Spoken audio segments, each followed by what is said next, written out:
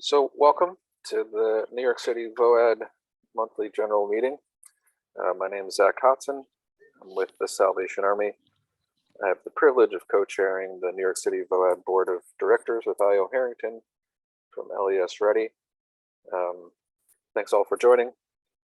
This morning we'll have a presentation from the Regional Planning Association, and I'll let Io introduce our guest soon. But first, we're grateful to Chris Pagnotta, who's the Director of Human Services at Emergency Management, for agreeing to give us a quick sort of overview of their involvement in the city's response to arriving migrants over the last weeks and months. So I'll give it right over to Chris.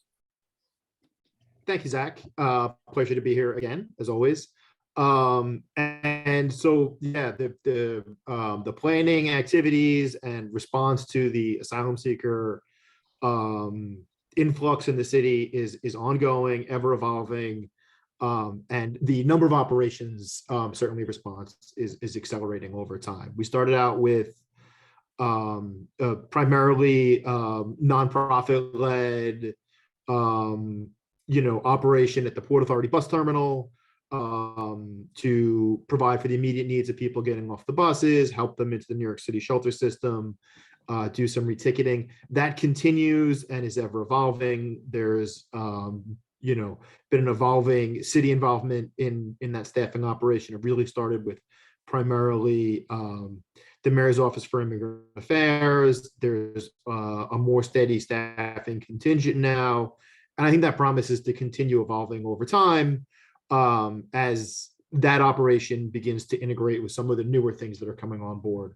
The second thing we added in late summer, early fall was the Asylum Seekers Resource Navigation Center.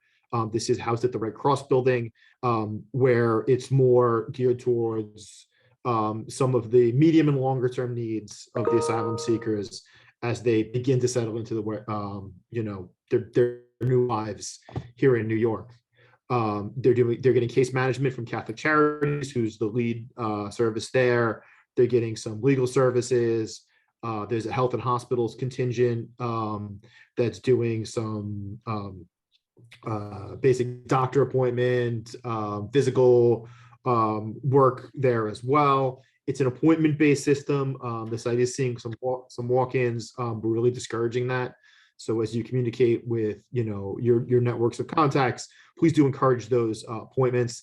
They're tough to come by. The center is really trying to gear up, and the need is enormous, as everyone knows. And they're looking to add services and increase throughput at the same time, which is always a tricky thing. Those two things are usually kind of opposing forces, but they're really trying to do a really good job of getting some basic needs around that center, as well as really increasing the throughput. And there's great stuff happening out there. The newest arm of the city's response is the standing up of these Respite Center models. There's kind of two branches of it. The first one is opening later this week, where it's a family site housed in a hotel. This is like a kind of a respite model where people stop off the bus. They're offered this stay in a hotel setting, and there's an effort to have some wraparound services there to do some more involved kind of wayfinding to help them out and figure out what is the next step. Are they trying to connect with loved ones in the city, in the region? Do they actually have a court date elsewhere where they, the New York City wasn't ever really their ideal end destination?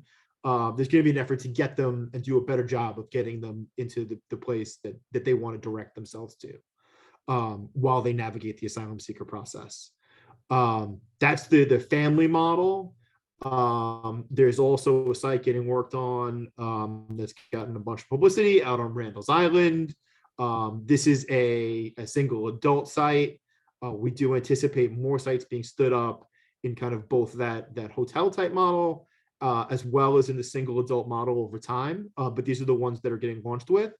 And at Randall's Island, there's going to be a similar emphasis on, again, doing a more kind of detailed and thorough wraparound services to help direct people to the best location over time, whether that be, a stay through New York City shelter system or kind of elsewhere, hooking up with friends, sponsors, and that more traditional, immigrant experience, but really finding the best fit for everybody. Those operations, those last two are evolving very quickly and in real time as those services are getting, figured out how to put them together. I'm sure things are going to look, quite different in a month, hopefully for the better.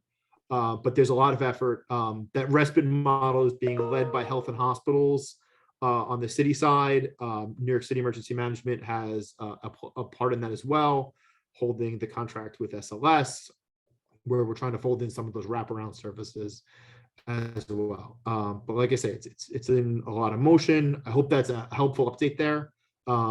And I am double booked for this time slot, so I can take some questions now to the best of my ability, if there are any.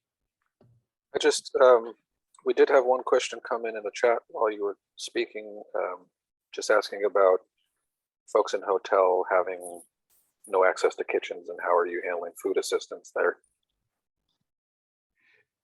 Yeah, there's a feeding aspect to the hotel stay as well as to the Randall's Island operation, and there's an overlay in those services for sure. People need to eat. We're helping them out with that as well.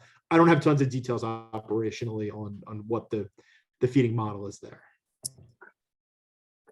And then there was a question that came in about a website for asylum seekers. I know there is one, and we can share that in the chat as the meeting goes on. That sort of speaks to all of the resources and the navigation center and all of that. Anyone else a quick question for Chris before he has to run to his two other meetings at the same time?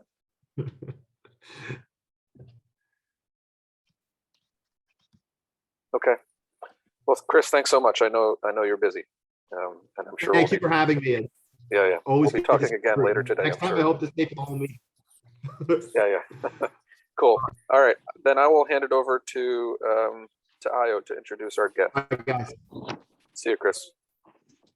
Thank you, Chris.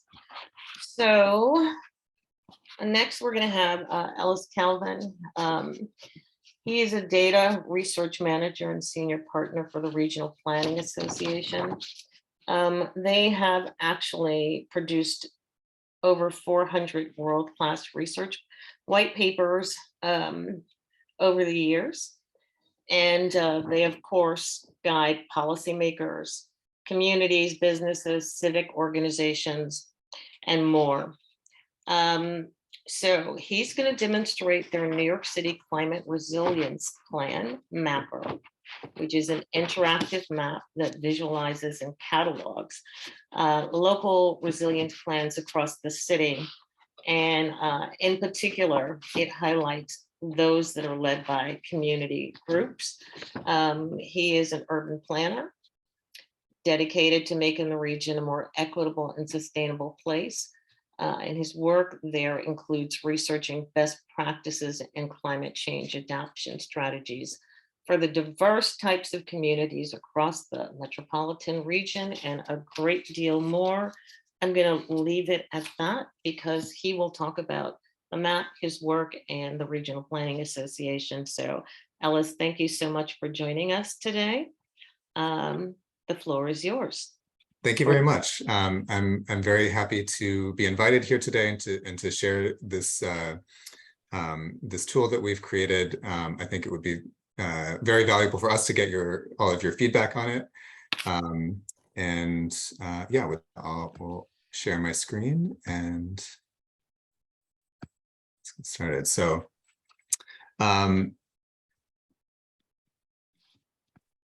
all right. So, as I mentioned, I'm here to share this community plan resilience mapper that we have developed. It's still in beta format, so we've had a soft launch a couple weeks ago, or a few weeks ago now, that we had the pleasure of having Ayo speak at a panel on local resilience to get that started. So I wanted to share that tool and that map with all of you. And before that, I wanted to give some context in terms of what the Regional Plan Association does and sort of the work that we've been doing in recent years that has led us to develop this tool. So RP is a nonprofit research planning and advocacy organization that works across the whole New York metro region. This is our centennial year. We've been around for quite a while now. So while we do a lot within New York City, we also work across the whole region, looking at all of the different issues that connect the metro region. So things like transportation, housing and neighborhood planning, energy and environment, good governance. The kind of reason for us existing in the first place was to create a region, like a single long-term regional plan for the region, which we first completed in 1929. And we've since done 3 more of those. Most recently in 2017, we released our 4th regional plan. And that was the first plan that really looked, it included a big climate change component. And so one of the reports that came out during the 4th regional plan was a report we called Underwater, where we took a look at the latest sea level rise data and mapped it out throughout the whole region and took a close look at and did an analysis of exactly which communities, what types of infrastructure were at risk from sea level rise. We had, this is a few years after Sandy, of course, and there had been a lot of focus on climate change and flooding, but mostly in terms of storm surge and kind of, and you know, acute severe flooding, but temporary flooding. And so we wanted to expand and look at other types of risks, like the more long-term, but more permanent threats from things like sea level rise, and get conversations started on how we think about long-term adaptation and what strategies we need to employ to prepare for that.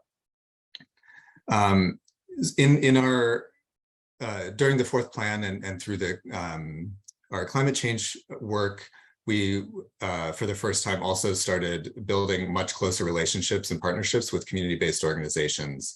One of those was Make the Road New York. And so we together embarked on a project called Equitable Adaptation, where we were looking at how can we build climate change adaptation capacity within the organization. Make the Road New York, like probably every organization on this call, you know, it has so much, they you know, are doing so much that they are stretched pretty thin in terms of capacity. They had a big interest in meeting the needs and adapting, you know, adapting to climate change, but it wasn't something that they could, you know, change, you know, add to their mission because they were already, you know, working on so many things. So we worked together to identify ways that they could build adaptation capacity within the organization. We ended up coming up with 3 different levels of ways that they could do that. One is on the kind of individual or family level, and that's where kind of the organization can work to help educate members, and those are, you know, small behavioral changes. But really with climate change, it takes a more collective effort. So we also looked at things that they can do on the organizational level, type, you know, programming that they can offer, and then especially on the government policy level, and that's where their volunteers and political mobilization comes in to help lobby and push for policies that help build adaptation capacity in their communities. We continue to work with Make the Road, more recently looking at another type of flood risk after Ida really highlighted the risks of extreme rainfall. And highlighted the intersection between climate change, flood risk, housing, and health equity. So in our Preventing Another Ida report released this summer, we looked at that intersection, how those different elements are interrelated, and made recommendations for policies like legalizing basement units that are currently not legal, in order to make them safer for the people living there who tend to be lower income and often undocumented immigrants. So that report was also part of initiative that we've been undertaking for a few years called the Healthy Regions Planning Exchange, which is a group of 11 different regions throughout the country that have been working together to identify ways to integrate health equity into all aspects of planning. So everything from planning organizations like ourselves to integrating it into city agencies, state agencies, and the projects that they implement, including infrastructure. So one of the another report released this year on investing infrastructure for healthy cities identified ways to center health equity within infrastructure development. So the report is a step-by-step guide for local governments and nonprofits in implementing infrastructure that centers health equity. So we looked at some examples from places like Atlanta, where they've integrated recreational areas around transit stations, or in Rochester, New York, where they've torn down polluting highway and transformed into a lively pedestrian-friendly space. So that leads us to the New York City Climate Resilience Plan Mapper. This was a project that came together pretty quickly. We were looking at, there were 3 organizations, Rebuild by Design, Environmental Defense Fund, and us were thinking about the upcoming 10-year anniversary of Sandy, which is later this month. As I'm sure all of you know, we wanted to know, how do we hold the city accountable to the communities at risk 10 years on? So, we know that there's a lot of plans going on, both from the city and state, and also community organizations. And yet at the same time, there's also a sense that there's still a lot to be done, that if Sandy happened again today, it wouldn't necessarily be as different as we might hope. So we wanted to make sure that we hold the city accountable. And we also wanted a way to highlight all of the amazing community-led resilience planning work that's been going on by creating a repository and mapping it out in a way that is interactive and easy to visualize. So the map includes not only community-led plans, but also government-led plans and academic plans like planning studios, architecture studios that we've gathered. All of these are place-based plans, so it doesn't include, for example, citywide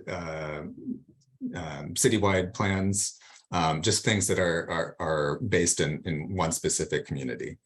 And another reason we want to do this is that it could help us identify gaps, not only geographically, when you see all these plans mapped in one place, you can see where there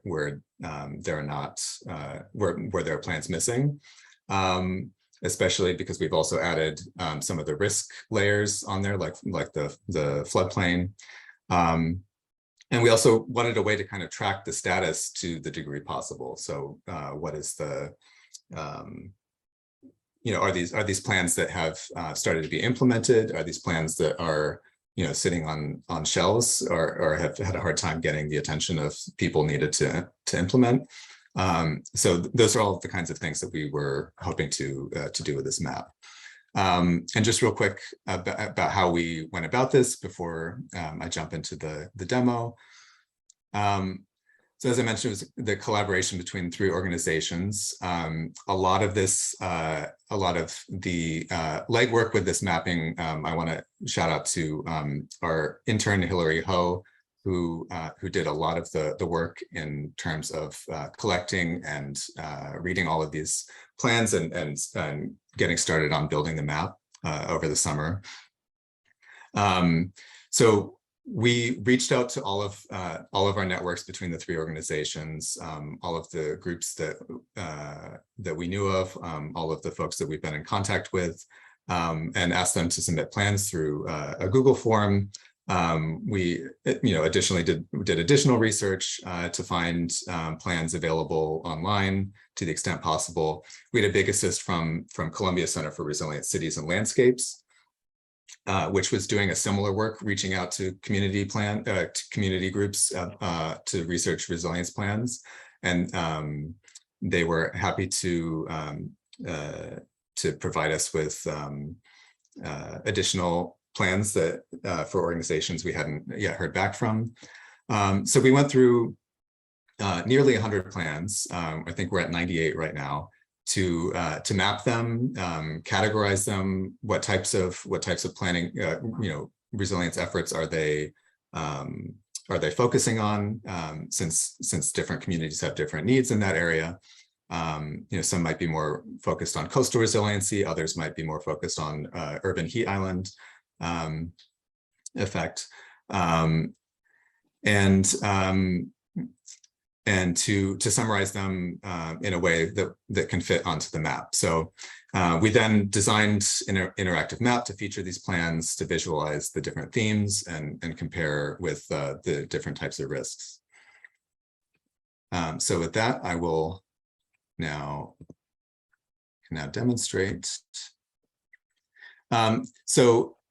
So right now, the only way to reach the map is to go to since it's still in beta, is to go to resilienceMapNYC.org, and maybe if we can drop that link in the chat later, so folks can check it out for themselves.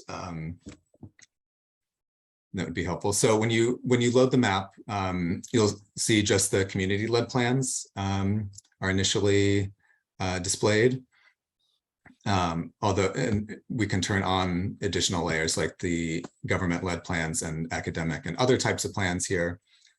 We have a section for plan themes, and this allows you to highlight the different types of themes that the plans are focusing on. So if we look at coastal resilience, these are the plans that have a coastal flooding component, or stormwater management, things like urban heat or green infrastructure, or emergency preparedness. So that allows for the different themes. And then we also have additional layers to compare to. So we can look at the 2050 flood zone, or sea level rise, and visualize where these plans are located versus some of the risks. In addition to being able to visualize these,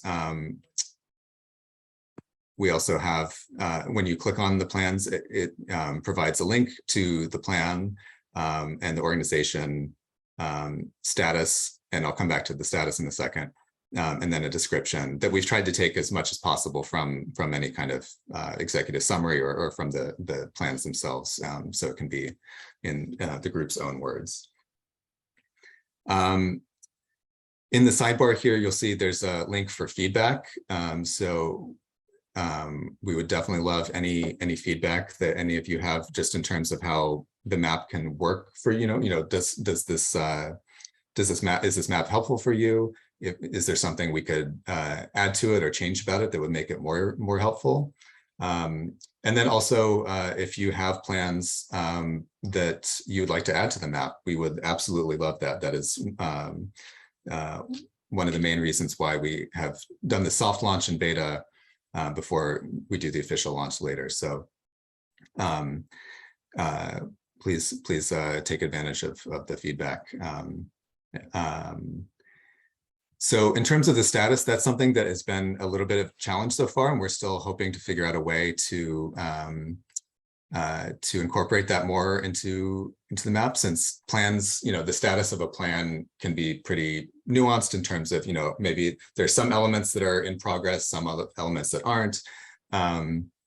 Maybe some things have been implemented and others haven't been. So we've been trying to figure out a way to kind of systematically track that in a way that like we can, keep up to date, relatively up to date, and also include all of those different nuances. So any feedback on that would also be very welcomed. And lastly, before I open it up to questions and comments, just in terms of our next steps, as I mentioned, gathering feedback and more plans. We're hoping to do an official launch late October, early November to correspond with the 10th anniversary of Sandy. And then for at least the next year, if not longer, we hope to continually update this with new plans periodically. So maybe once a month or every couple months, to make sure that it is continues to be up to date and relevant. And with that, I'm very excited to hear any questions or feedback. Yeah, thank you very much. Thank you. That was amazing. More amazing than the first time that I saw it, actually. And I'm sure that folks understand that the purpose of this map is to be ready in an emergency, to know what is available in a particular community. And if you're working in a community and you don't know, here's a map that can inform you so that you're at the ready, so to speak. Thank you so much. If you are not speaking, if you can mute yourself, that would be great. Looking forward to any questions that folks might have.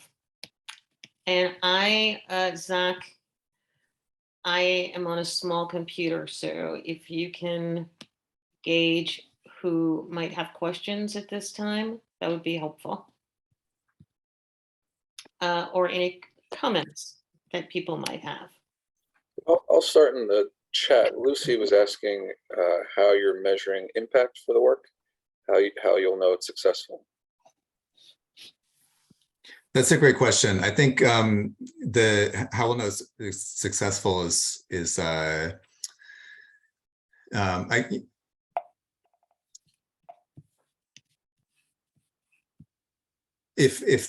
we are able to hear that it's useful to people, if it's useful in providing that information, I think it'll be a little bit harder to measure if it's impactful on that initial question of holding the city accountable. But I think it's one step. This will be successful if groups, including the city and community groups, find this as a useful resource. Great. And then Miss Cornell, I see that hand. Yeah, I'm just wondering, are you going to drop the link in the chat? Is it available for people to look at? Yes, absolutely. Let me type that in.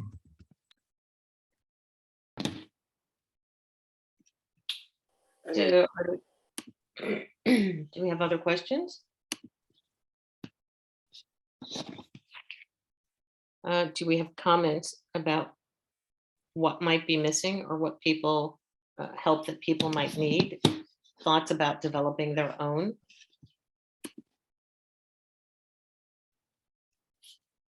I can't believe one thing I forgot to mention that your comment reminded me of is we also hope this can help any organization that is thinking about developing their own resilience plan to find other plans in the city that they can use as to reference and in terms of thinking about their own plans. Before this, to our knowledge anyway, there was no kind of central repository of all of these different efforts throughout the city. So we hope it can be useful in that kind of effort as well. Perfect. Anyone else? Well, if there is no one else, it looks like we're going to have a very short meeting today, but I think Richard, Yeah. is that Richard? I'm just wondering if there's any conversation, Alice, between what you're doing and the Pew Foundation. Was it the foundation or maybe just Pew? Pew's Resilient Cities project from when 2016-ish, I think it was. Not any direct relation. Was this the flood resilient cities effort? I think. Yeah. We've been a little bit involved with them over that, but not in recent years. I think it's been a few years. Yeah, RPA's worked with them on some of their efforts on legislation and reform, but no direct link to this map in particular. Thank you. Okay. Hey, Ayo, I just have a Yes. quick announcement. All right. So FEMA is hiring. If anybody here wants to join the dark side, we are hiring a mass care specialist for our Region 2 office here in New York City. And I've posted the link. Perfect. Let me just say, I've also posted the link to the asylum seeker information that we talked about at the top with Chris. Okay. And if we didn't post already, I will post the link for the resilience map NYC. I think it is there already. It's there already. Okay, great. Can I just, All right. just because we have the open time, Mm-hmm. if I can skip back to the first topic, I'm wondering if the organizations represented, are you all already seeing impacts to your own work? Are you adding additional services for migrants arriving in the city? How are your organizations responding, if at all? Zach, that's great. But before we do that, let's thank Ellis. Oh, of course. Right. Sorry. Let's thank Ellis for his great presentation. I am more than positive that, Ellis, also, did you put your contact information in the chat? If you I'll do can, that right now. yeah, if you can do that, so if people want to get in touch with you to just, get guidance or thoughts about how to go about developing their own map, and why it's important, even if it is organizationally based within a community that does not necessarily expand out into the community. Why it is so important, to just have that information and to continually update it so that when there is a crisis, you can jump in and start swimming as much as that is possible. So thank you so much. This is very helpful and innovative and needed. So I just thought of a question. Can I hop in for Ellis? I'm glad you got your Sure. contact information there, because I'm sure I'll think of other questions. Because the work I do is. Jill, do you want to just introduce yourself to Ellis, please? Yes, I am Jill Cornell. I work at New York City Emergency Management. I'm a community engagement specialist with the community preparedness team. So our work is directly involved with preparing communities. And my question about the map is, let's say if I was a group thinking to put a map together, if I plugged in my geographic boundary, would these things and layers automatically populate in this map? Or I'm wondering how the maps like relate to each other. Like if my neighborhood has a My Map, a Google My Map, for example. Yeah, how does that work when they actually link to you? And apologies if you explained it and I didn't. Oh, sure. Okay. I think if I understand what you're saying, you're asking like how could if a organization has like a Google map that they put together for things in their community, how could they be able to see where these plans relate to the things on their map? Yeah, but specifically because you have put in the layers for heat vulnerability, et cetera, stormwater flooding, sea level rise. I'm assuming you're looking at the stormwater maps that DEP also have in beta from last May. So that, but I guess the question is that I'm just trying to figure out how your map interacts with other maps. Like, will they be able to see if they plug into you, will they be able to automatically get those layers in their map? How does that work? Yeah, that's a great question. Right now, there's no functionality that allows the maps to like go from this map to that one, but we could pretty easily, for example, make the plan layer available as like a Google layer that you could download and then add to a Google map. That would be something that we could do to allow that kind of functionality. Because that would be really useful. Yeah. The one thing I would want to think about more and be mindful of anyway is since these plans aren't our plans, these aren't RPAs or RBD or EDS plans, I would be a little wary about like having them, like it starts to get a little tricky in terms of like ownership and who has the right to I mean, these are public plans, of course, but right. Yeah. Well, and also open source data, right? So that anyone has access to it.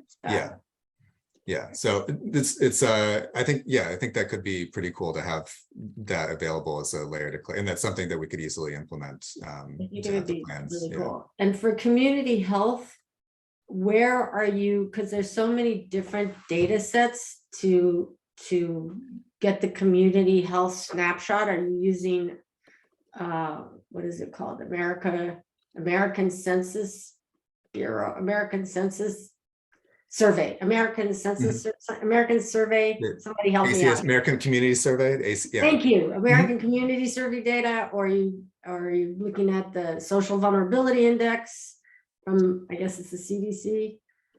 Yeah. In different contexts, we're looking at different ones. On this map, the community health theme there is based on whether the plans themselves mention like or have a component that focuses specifically on community health. Oh, okay, that's keeping it simple. Great, yeah. Thanks. Perfect. Again, thank you so much, Ellis. If there are no other questions, we're going to, I'm going to turn it over to you again, Zach. Yeah, again, and thank you for reminding me we need to thank Ellis. Thank you, Ellis. I appreciate your presentation.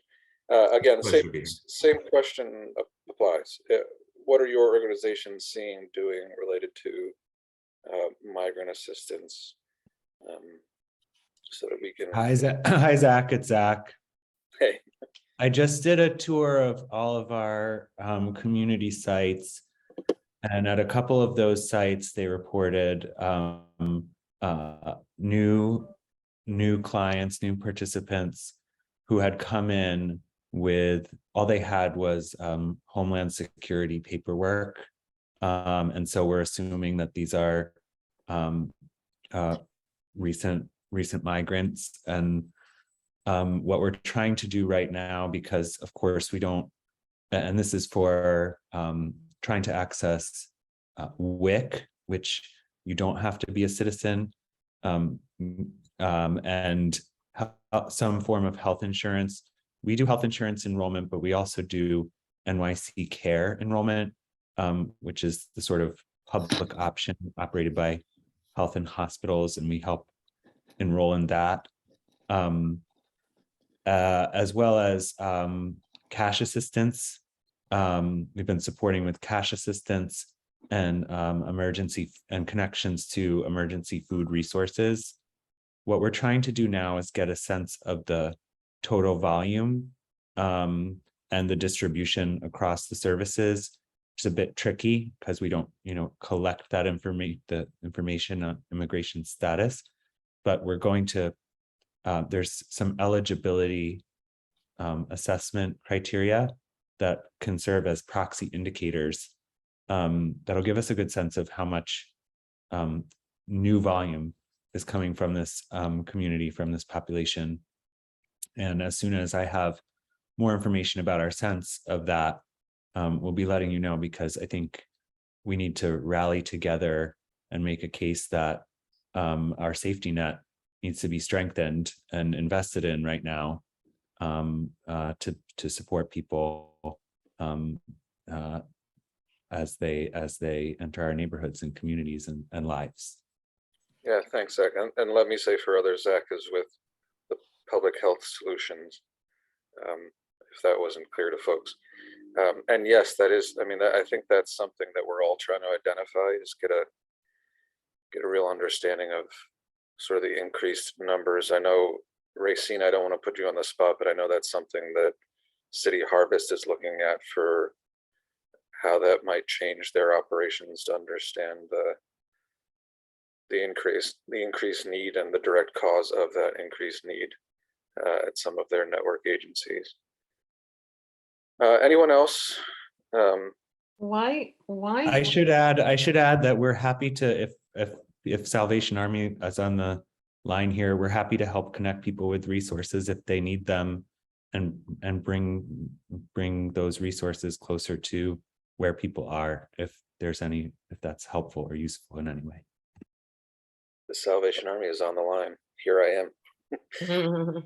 Why is it so difficult, from everything that we're hearing, for those who are more closely involved or trying to find out what's going on, what the numbers are and where people are? Why is it so difficult? Does anybody have an answer to that?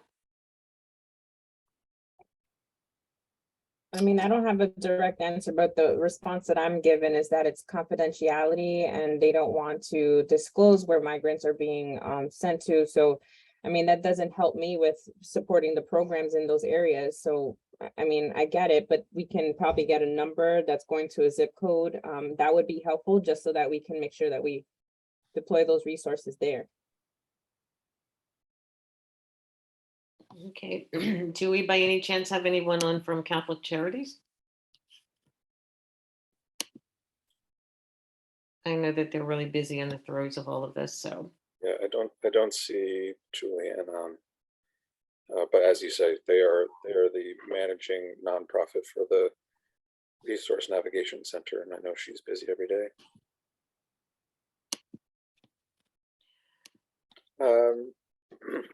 A note in the chat that Reverend Terry has given his contribution. Anyone else on already working in migrant assistance, seeing an increase in needs at their organization? Hi, Nikki Hutt, United Methodist Church.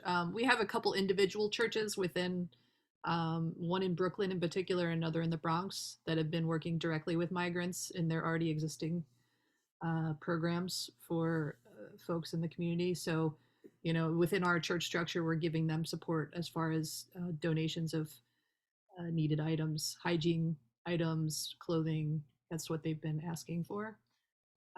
So just within our own structure, we're working to outfit them as best we can, but I know they've been overwhelmed. Yeah, okay. Thank you. I think we're at, anybody have any announcements that they want to make? I will selfishly add in the chat, Richard and I both posted a link to a position we're hiring. Several on the line will know that the Salvation Army is part of a thing called the Rescue Alliance that, among other projects, every year coordinates an annual homeless outreach called Don't Walk By. And we're hiring sort of a project manager, not sort of, a project manager position for that. It's a 6-month position, budgeted at $30,000 for the 6 months with benefits after 90 days. So if you know anybody appropriate for that, we'd love to have them on.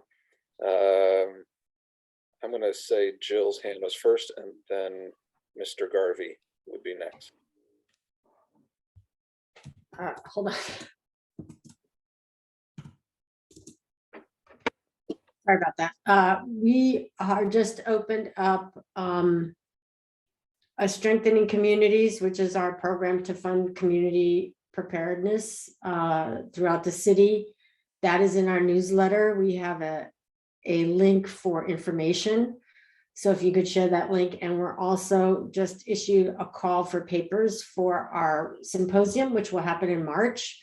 That's also in the newsletter, but right now I don't have the links, so I can forward it on to the general mailbox so that it can be forwarded, but it will also appear for those of you who subscribe to the community preparedness newsletter. It will be featured this week. Cool, thank you. Mr. Yeah, hello. I just wanted to introduce myself because I'm new to the group. I have been given a little bit of a download from Racine. Racine and I have worked together, so she's kind of given me a little bit of the scoop, but I just wanted to say hello. I am been officially designated as a food bank for New York City's representation to the VOED team. So just wanted to say hello and make myself available, and looking forward to working with you all. Cool. Welcome. Good to see your face, Dennis. I think that might be it. Io. So thanks everyone.